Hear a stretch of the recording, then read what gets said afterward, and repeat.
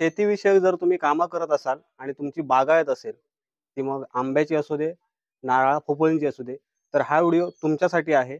आणि त्यातच 63 वर्ष काकांची एक इन्स्पायर स्टोरी आज आपण या व्हिडिओच्या माध्यमातून पाहणार आहोत. नमस्कार मित्रांनो, माझं नाव पराग कुबल आणि सध्या मी कोकणातील सुंदर अशा हडी येथे आहे. मित्रांनो, वय वर्ष 63 आणि गेले 25 वर्ष हडीतले काका आहेत. ते गांडूळ खत बनवण्याचं काम करतात. हडीत राहून बऱ्याच ठिकाणी हे खत जे आहे ते डिस्ट्रीब्यूट करतात. बऱ्याच ठिकाणी हे खत घेऊन जातात. त्याचप्रमाणे त्यांचा रिझल्टही इतका जबरदस्त आहे. आज आपण या व्हिडिओच्या माध्यमातून त्यांची अगदी जबरदस्त स्टोरी पाहणार आहोत. त्याचबरोबर हे खत काका कशा पद्धतीने आणि किती वर्ष झाले करतायत याची संपूर्ण माहिती आजच्या व्हिडिओमध्ये पाहायला मिळणार आहे. तो व्हिडिओ शेवटपर्यंत बघा आणि आवडल्यास एक लाईक नक्की करा. तर आता भेटूया आपल्या काकांना. तर मित्रांनो, हे आहेत आपले काका कृष्णा वराडकर आणि यांचं टोपण नाव आहे झिला वराडकर. यांना इकडचे जर नावाने ओळखत असतील तर ते झिला वराडकर या नावाने ओळखतात. काका, तुमचं संपूर्ण नाव आणि इकडचा ऍड्रेस सांगा.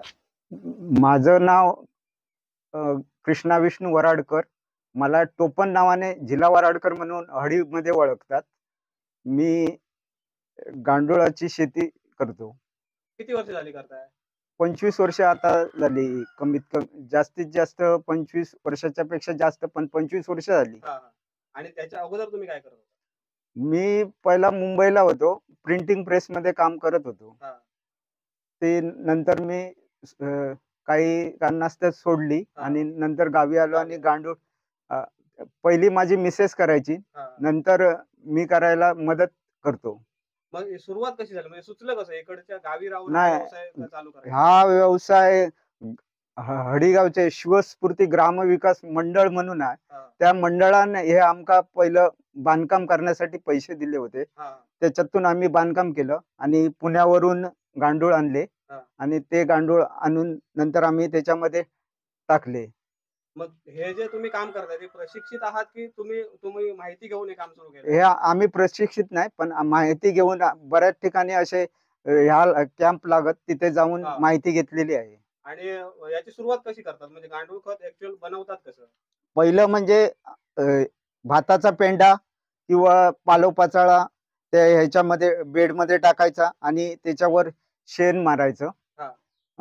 ग्रेव्ही करून शेणाची मारायची. ते 8 दिवस ठेवायचं. परत पालापाचोळा किंवा पेंडा टाकायचा गवताचा आणि त्याच्यावर परत असं साधारण 2.5-3 महिने असं केल्यानंतर तो बेड भरेल आणि ते गांडूळ खाऊन आपल्याला खत तयार झाले. 15 दिवस तसं ठेवल्यानंतर 15 दिवसानंतर चाळून आपण खत घेऊ शकतो. मग ते त्याच्यात गांडूळ घालावे लागतात? पहिले गांडूळ सोडावे लागतात. आणि मग ते हे गांडूळ जे आहेत ते कुठे उपलब्ध होतात? साधारण आम्ही आणलं ते पुण्यावरून आणलेले होते गांडूळ, चांगल्या प्रतीचे, आणि आजपर्यंत ते गांडूळ आमच्याकडे आहेत. मग आता हे जे तुमच्याकडे जे आता हा सेटअप आहे तो किती बेड आहेत आता इकडे? इथे 6 बेड आहेत.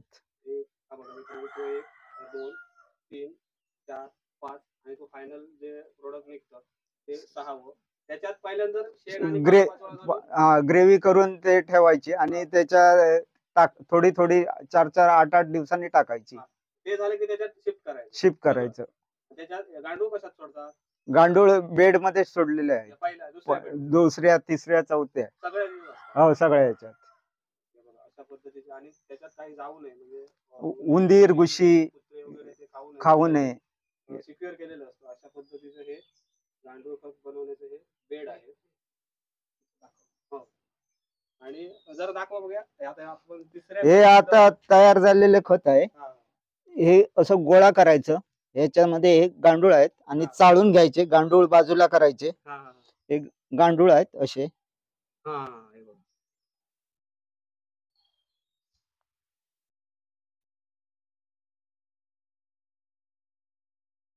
हे आता तिसऱ्या बेड मधले आहेत आणि गांडूळ बघा आहेत आतमध्ये. एकदम प्युअर आणि छान पैकी हे गांडूळ खत अशा पद्धतीने तयार होतं. आता ह्याच्यातले गांडूळ चाळून घ्यायचे आणि दुसऱ्या बेड मध्ये शिफ्ट करायचे. ह्याच्यात गांडूळ घालावे लागतात. घालावे लागतात. आणि आपलं जे हे प्रोडक्ट आहे गांडूळ खत आहे ते तुम्ही कुठेपर्यंत दिलाय, म्हणजे जास्तीत जास्त लांब जास्तीत कुठेपर्यंत जास्त घेऊन गांडूळ हे आमचे सावर्ड्यापर्यंत गेलेले आहेत. हा. आणि खत मालवण तालुक्यात संपूर्ण नेतात. बरेच असे आहेत आमचे हा. आणि कस्टमर. तुमचं जर इकडचा कॉन्टॅक्ट नंबर किंवा ऍड्रेस सांगायचं झालं तर कसं सांगाल? तालुका मालवण, जिल्हा सिंधुदुर्ग हा. आणि गाव हडी गडगेवाडी. हडी गडगेवाडी. गडगेवाडी. हा. नंबर आणि नंबर सांगा. 9869173531. ओके. आणि त्याच्यानंतर याचा हे जे खत आहे ते नेमकं का वापरावं ते सांगा. माडाना फायदे काय आहेत?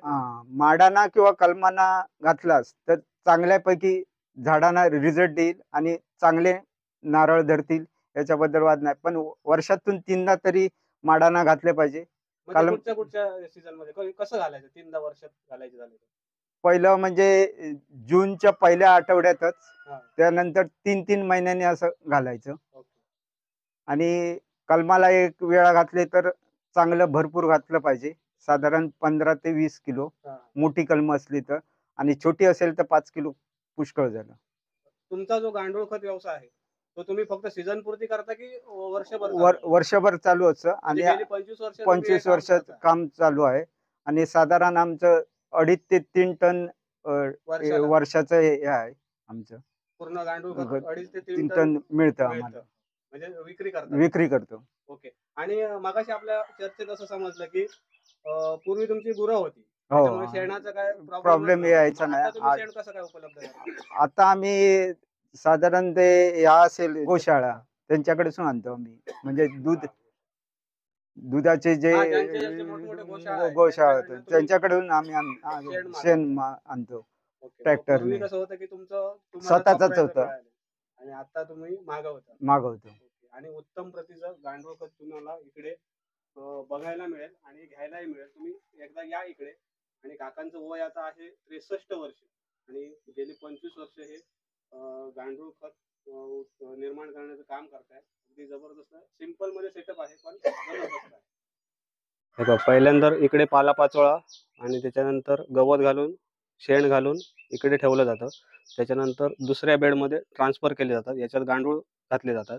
त्याच्यानंतर तिसऱ्यामध्ये थोडंसं तयार होतं बऱ्यापैकी, आणि चौथ्यामध्ये पूर्ण, आणि 6व्यामध्ये तुम्ही बघाल तर तुम्हाला फायनल प्रोडक्ट बघायला मिळेल.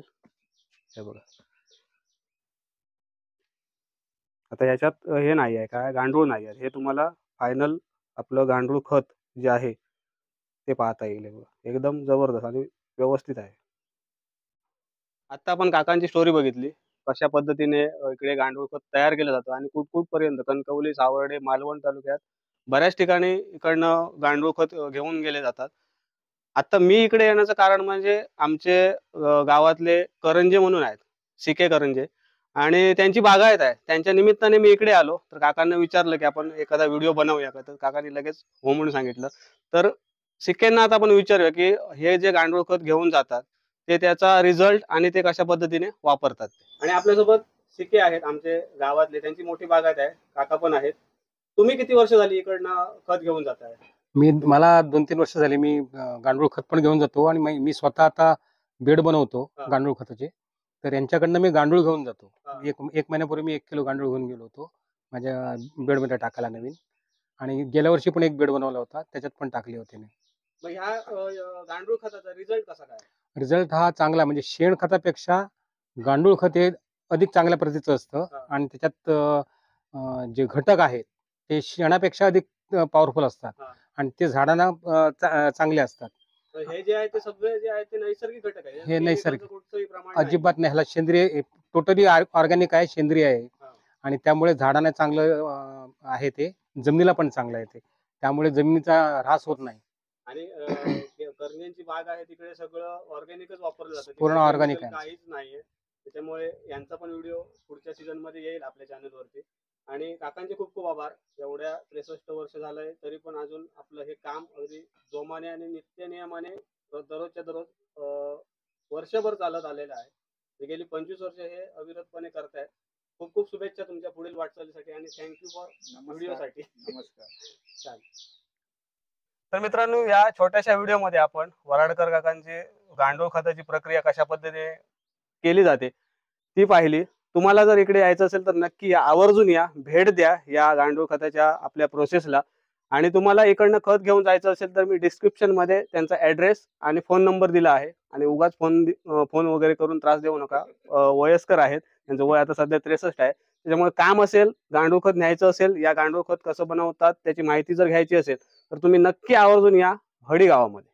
मित्रांनो, आजच्या या व्हिडिओमध्ये आपण शेतीविषयक काहीतरी नवीन देण्याचा प्रयत्न केला आहे. व्हिडिओ आवडला तर नक्की लाईक करा, मित्रांमध्ये शेअर करा, आणि जर चॅनलवरती नवीन असाल तर चॅनलच्या बाजूचं सबस्क्राईब बटन दाबून बेल आयकॉन ऑल करा, जेणेकरून आम्ही अपलोड केलेले नवनवीन व्हिडिओचे नोटिफिकेशन तुम्हाला तात्काळ मिळतील. भेटूया अशाच एका नवीन व्हिडिओच्या माध्यमातून. तोपर्यंत प्रवास कधी संपत नसतो आणि आपण मात्र थांबायचं नसतं. जाता जाता शेवटी पुन्हा एकदा काकांचे खूप खूप आभार.